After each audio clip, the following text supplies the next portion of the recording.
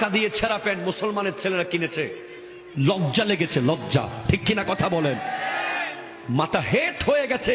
টাকা দিয়ে মুসলমানের ছেলে যখন ছেঁড়া প্যান্ট কিনে কিনে পরে, আমি নিজে ধোকা খেয়েছি একবার, এভাবে ধরে রাখছি আমার এক আত্মীয়কে হাত দিয়ে। সে বলছে কিভাবে ধরে রাখছেন? তোমার প্যান্ট ছিঁড়ে গেছে, তাড়াতাড়ি যাও, বাসায় গিয়ে চেঞ্জ করে আসো। বলে না না না, এটা তো ফ্যাশন। কি করবেন বলেন?